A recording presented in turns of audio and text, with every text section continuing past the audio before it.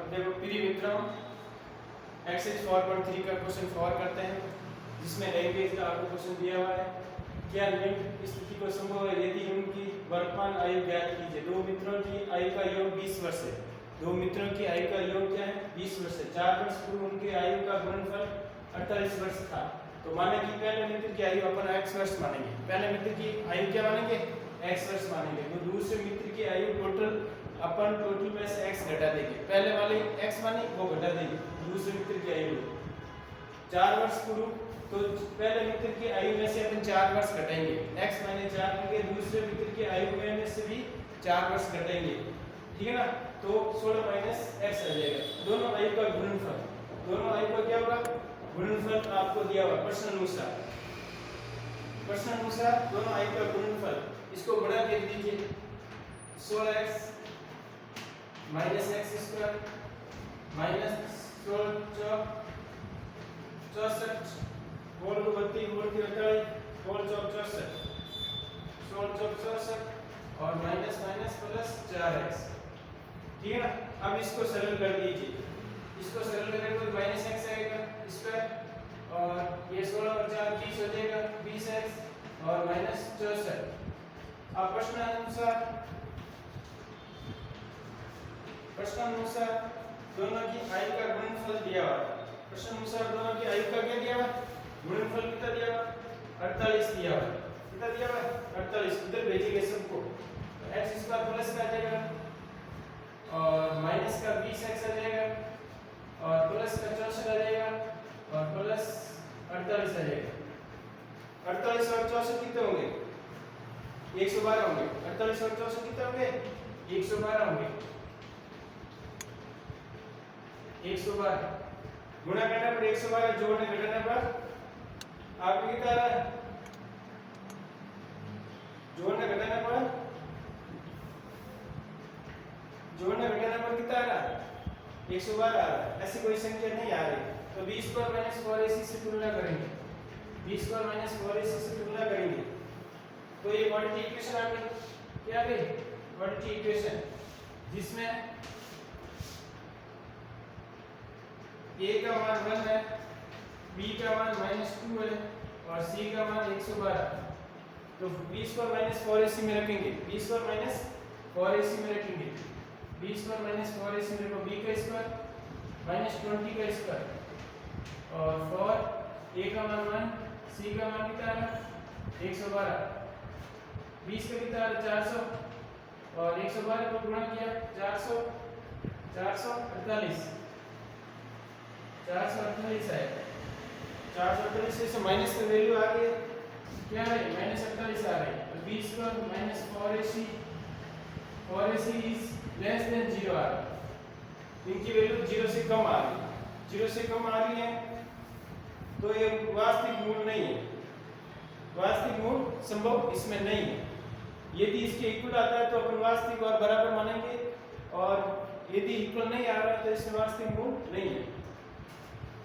इसमें देखो प्रिय मित्रों, यदि दो व्यक्तियों के किसी आयु का योग दिया हुआ है तो एक की आयु अपन x मानेंगे, दूसरे की आयु टोटल में से अपन घटाएंगे, ठीक है। तो दूसरे की आयु रहेगी। फिर दोनों आयु का आपको 4 वर्ष पूर्व 4 वर्ष बाद दिया, दोनों आयु में से घटाएंगे। अपन पूर्व दिया तो घटाएंगे और पहले दिया बाद में दिया तो जोड़ेंगे। इसी प्रकार गुणनफल के इक्वल करेंगे। दोनों का गुणनफल दिया हुआ तो दोनों को गुणनफल के इक्वल करेंगे और एक क्वाड्रेटिक इक्वेशन आएगी, उसको 20 पर माइनस 4ac से तुलना करेंगे तो अपन को वास्तविक मूल का पता चलेगा, इसमें मूल वास्तविक आ रहा है या नहीं आ रहा है। थैंक यू मित्रों। ओके, आगे वाला ऑल द बेस्ट। आगे वाला क्वेश्चन करते हैं अपन। प्रिय मित्रों, क्वेश्चन नंबर 5 देखो। एक्सरसाइज 4.3 का लास्ट क्वेश्चन है, जिसमें से क्वेश्चन आपको ध्यान से देखना है।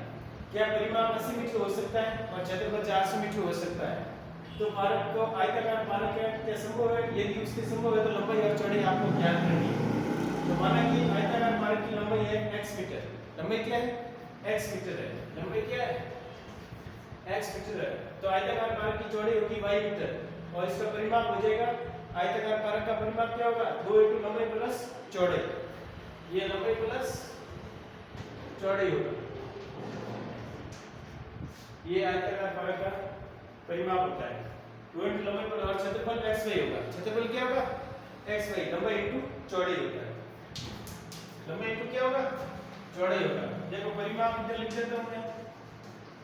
परिमाप होता है 2 इनटू लंबाई प्लस चौड़ाई और क्षेत्रफल होता है लंबाई इनटू चौड़ाई। लंबाई इनटू क्या होता है? चौड़ाई। क्षेत्रफल ये हो गया। अब पहले शर्त के अनुसार आपको परिमाप दिया हुआ 80। पहले शर्त के अनुसार परिमाप कितना दिया? 80। 2 into x plus y into 80। 2 का भाग लगे 80 के अंदर, तो x प्लस y का मान आपके पास 40 आ गया। 40 आ गया। ये इक्वेशन फर्स्ट है।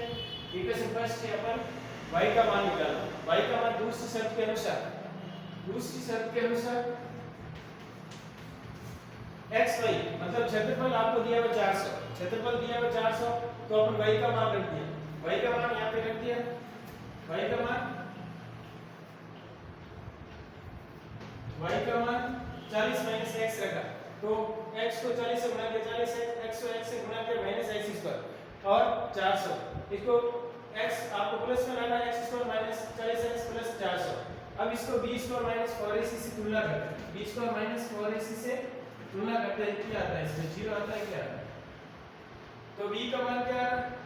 b का मान 40 है। b का मान क्या है? 40 और a का मान 1 आ रहा है और c का मान 400 आ रहा है। तो ये 40 का स्क्वायर 1600 और इधर भी 1600, तो 0 आ गया। यदि b square minus 4ac equal to 0 आता है तो मूल वास्तविक होंगे। मूल क्या होंगे? मूल वास्तविक होंगे। मूल क्या होंगे? वास्तविक होंगे। मूल वास्तविक होंगे और दो बराबर मूल होंगे। दो बराबर मूल होंगे और मूल क्या होंगे? वास्तविक होंगे। दो बराबर मूल और वास्तविक होंगे, तो इसमें 20 आ जाएगा। क्या देगा? लंबाई 20, चौड़ाई भी आपके चौड़ाई कितनी आ जाएगी? 20 आ जाएगी। x का मान 20 है, तो इसी प्रकार y का मान भी 20 आ जाएगा। तो 20 × 20 400 और 20 × 40 × 200, तो 80 आ जाएगा। तो लंबाई और चौड़ाई दो बराबर मूल कौन से आएंगे? 20 और 20 आएंगे। x का मान भी 20 और y का मान भी 20 आ जाएगा। इसी प्रकार थैंक यू मित्रों। ऐसे क्वेश्चन की आपको बार-बार प्रैक्टिस करनी है और फॉर्मूला भी सबको आपको याद रखना है। b square minus 4ac equal to 0 होता है तो मूल वास्तविक और दो बराबर मूल होंगे, और b square minus 4ac less than 0 होता है तो कोई मूल नहीं होगा, और b square minus 4ac greater than 0 होते हैं तो दो मूल होंगे और दो मूल भिन्न होंगे। ठीक है ना? इसी के साथ आपको चैप्टर 4 पूरा हो चुका है, जिसको क्वाड्रेटिक इक्वेशन के नाम से अपन जानते हैं, द्विघात समीकरण। इस क्वेश्चन को, इस चैप्टर को आपको बार-बार प्रैक्टिस करनी है। ये क्वाड्रेटिक इक्वेशन के अंदर आपको मल्टीप्लाई, एडलेस और टेबल भी बहुत अच्छी तरह से आनी चाहिए। इसमें गुणनखंड करने होते हैं। गुणनखंड आपको याद होता है, याद करना पड़ता है कि द्विघात समीकरण के अंदर गुणा करने पर क्या, जोड़ना घटाना पर क्या, तो ये द्विघात समीकरण गुणनखंड से ही संभव है। आपको गुणनखंड अच्छी तरह से आना चाहिए। थैंक यू मित्रों, ऑल द बेस्ट। ओके।